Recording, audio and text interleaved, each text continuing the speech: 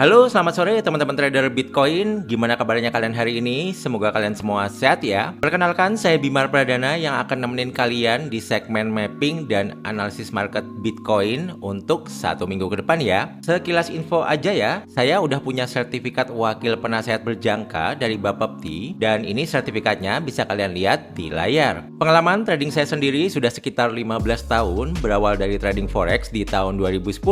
Kemudian di sekitar tahun 2019, saya mulai mengamati pergerakan harga Bitcoin dan juga gold. Nah, di channel YouTube Synergy Research ini, saya yang bakal nemenin kalian belajar seputar edukasi trading CFD ya. Harapannya, semoga teman-teman bisa mendapatkan insight market yang akurat dan makin paham cara baca peluang di market. Jadi, jangan lupa untuk terus stay tune ya. Nah, sekarang mari kita langsung masuk ke charts Bitcoin aja ya. Kita akan cek bareng-bareng kira-kira peluang apa yang ada di market Bitcoin minggu ini yang bisa kita manfaatkan. Tapi sebelum kita mulai, kita coba untuk review dulu ya untuk video mapping dan analisa yang sudah kita buat di hari Senin minggu lalu pada tanggal 13 Juli. Waktu itu harga ada di sini ya, teman-teman. Nah, saya bilang di Bitcoin di sini ada demand area penting dan buat teman-teman yang mau cari opsi buy bisa buy di demand area ini. Dan begitu juga buat teman-teman yang mau cari opsi sell bisa sedekat mungkin atau di dalam supply area terdekat ini ya, teman-teman. Dan analisa kita masih bekerja dengan baik. Setelah beberapa jam video tersebut saya publish, harga Bitcoin sempat bergerak turun ya, memasuki demand area ini dan harga memantul naik dari kisaran 61.700 sampai di level tertingginya di kisaran 65.500 dolar ya, teman-teman. Nah, ini artinya bahwa mapping dan analisa kita masih bekerja dengan baik ya. Semoga teman-teman yang menonton video analisa dan mapping Bitcoin di minggu lalu bisa mendapatkan profit yang maksimal ya. Nah, bagaimana dengan analisa dan mapping Bitcoin di minggu ini?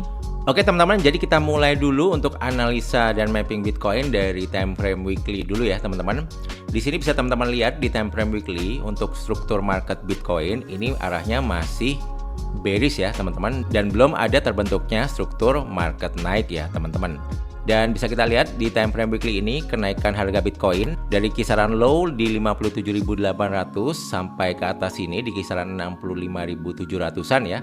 Ini kenaikan ini masih sebatas koreksi naik aja ya teman-teman. Dan koreksi naiknya sampai mana? Nah, ini udah saya gambarin untuk area-areanya ya. Dan yang harus teman-teman notice ya, pergerakan koreksi ini suatu waktu mungkin akan berbalik arah dan harga akan mengikuti arah tren besarnya ya teman-teman, yaitu bergerak turun lagi. Dan untuk pergerakan turun Bitcoin menurut saya ini masih belum berakhir ya teman-teman, dan masih berpotensi untuk break low dari low terakhir yang ada di kisaran 57.800 karena di tahun ini masih di tahunnya bear market, dan saya yakin harga Bitcoin masih bisa turun sampai di kisaran 56.700 dolar ya teman-teman, atau di dekat support weekly terdekat di 54.800. Nah, alasannya kenapa harga Bitcoin bisa turun lebih jauh lagi. Jadi teman-teman stay tune terus aja di video ini, nanti akan saya buatin video shortnya ya. Kenapa Bitcoin masih berpeluang turun lebih jauh lagi. Kemudian target penurunan selanjutnya, saya berpikir harga Bitcoin masih bisa ke support weekly selanjutnya, yaitu di kisaran 52.500-an, dan support weekly selanjutnya lagi di kisaran 49.600-an dolar ya teman-teman. Dan level 49.600 dolar ini dekat dengan target optimis 2 ya, yaitu drawdown 60% dari ATH-nya di kisaran 50.400 dolar teman-teman. Nah, kalau kita perhatikan ya, ini di sebelah kiri sini, ini Bitcoin sempat bermain di range yang terbatas ya teman-teman, atau kita sebut sideways ya, yaitu di kisaran tahun 2024 ya teman-teman, di mana ini upper area sideways-nya di 71.300 dan ini adalah lower area sideways-nya di kisaran 54.800 ya teman-teman. Jadi kalau kedepannya harga Bitcoin masih bergerak naik mungkin sampai ke 66.000, 67.000 dan seterusnya, maka nanti level upper area sideways ini yaitu di kisaran 71.300. Itu kita bisa perhatikan benar-benar ya, kalau ada price action di situ di time frame kecil dan ada pola-pola pembalikan arah turun, maka teman-teman bisa entry sell ya di dekat-dekat 71.300. Nah, sekarang kita turun ke time frame daily ya, teman-teman. Kalau kita lihat di time frame daily, ini struktur marketnya sudah mulai mengarah naik ya, teman-teman. Jadi seperti ini untuk gambar struktur marketnya.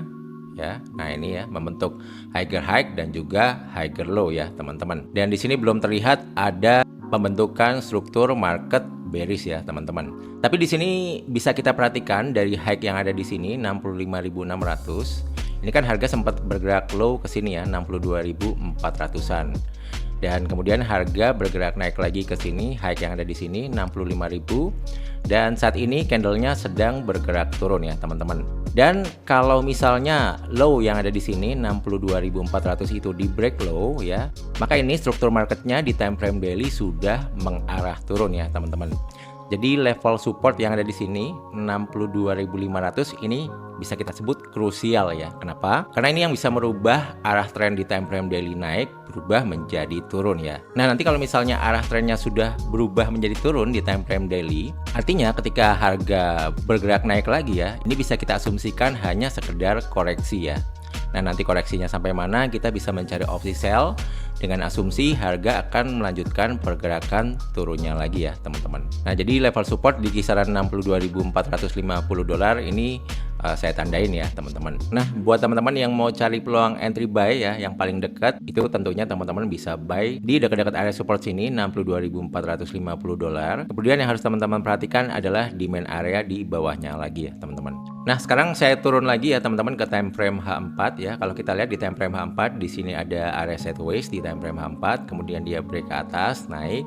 Dan ketika harga retest ke area sideways atau area demand ini, harga terpantul naik ya, kemudian turun lagi, terpantul naik lagi, turun lagi, terpantul naik lagi ya. Jadi area sideways ini udah di retest 3 kali sama harga ya, teman-teman. Nah, area ini juga bisa teman-teman jadikan area buy ya, demand area ini, dan juga bisa dijadikan tempat stop loss buy yang sangat ideal ya, teman-teman. Tentunya stop lossnya nanti ditaruh di bawah dari demand area ini. Nah, ketika misalnya nanti kedepannya area demand ini di break ya, di break low gitu ya. Nah, ketika harga Bitcoin naik ya ke atas dan kembali memasuki demand area sebelumnya yang sudah di breakout. Nah, area ini juga bisa teman-teman manfaatkan untuk peluang entry sell ya, teman-teman, di area yang di breakout ini. Dan teman-teman juga perhatikan ya, trendline naik ini ya, dia sudah 2 kali di retest. Ini harga nggak bisa break dari trendline ini ya. Jadi kedepannya kalau misalnya harga Bitcoin turun dan tes area ini juga bisa jadi level yang krusial ya, teman-teman. Bisa jadi harga akan mantul-mantul dulu di sini sampai arahnya menjadi jelas ya. Atau bisa aja nanti trendline naik ini di breakout gitu ya, kemudian harga retest ke trendline ini naik gitu ya. Terus nanti harga bisa bergerak turun ke bawah lagi ya, teman-teman. Nah, jadi skenarionya juga bisa seperti itu. Jadi trendline ini benar-benar harus kita perhatikan. Kemudian sama trendline turun yang ada di sini, bisa jadi ini ketika harga turun ke sini dia naik ke atas gini ya, break trendline atas ini, kemudian dia turun untuk retest, dan kemudian harga memasuki area supply yang ada di sini ya, teman-teman.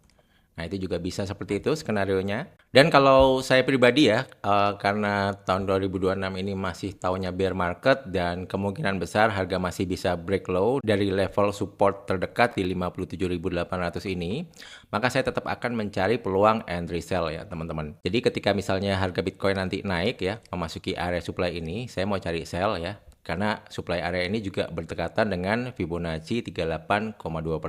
Dan kalau area supply ini masih juga di breakout ke atas ya, maka saya juga mau cari sell di Fibonacci 50% yang ada di dekat area supply ini, dan ini juga berdekatan dengan upper dari area sideways yang di time frame weekly tadi ya, teman-teman ya. Dan saya masih yakin kalau harga Bitcoin masih bisa turun lebih jauh lagi ya, teman-teman. Jadi semakin naik saya mau cari peluang entry sell ya. Dan untuk trading swing ya, untuk stop lossnya paling nggak saya sediain jarak ya, teman-teman. Stop lossnya paling nggak di atas dari level resisten yang di sini ya, 74.100 ya. Ya katakanlah stop loss idealnya paling nggak di 75.000 dolar ya, teman-teman. Nah, ini di sekitaran ini ya, teman-teman, untuk stop loss kalau kita mau entry swing ya, teman-teman. Tapi kalau teman-teman entry-nya cuma mau scalping, misalnya harga Bitcoin di area supply ini dan ada rejection di low time frame-nya, teman-teman bisa entry sell, dan untuk stop loss-nya bisa di atas dari level Fibonacci 38,2%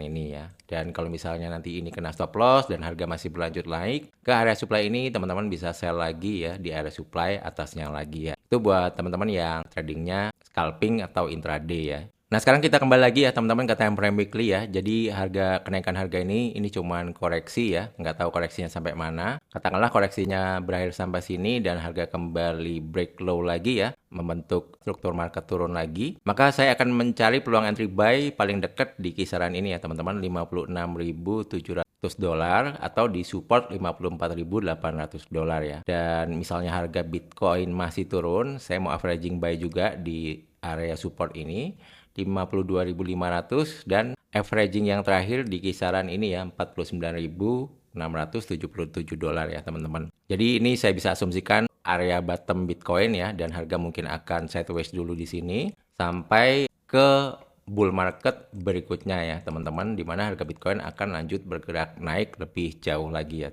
Jadi ya itu kira-kira ya pandangan saya terhadap Bitcoin ini. Teman-teman juga kalau punya pendapat lain silahkan komen juga di kolom komentar ya. Atau kalau teman-teman mau ngikutin strategi entry yang sudah saya sharingkan tadi, silahkan. Tapi sesuaikan juga ya dengan resiko yang teman-teman sanggup untuk terima ya.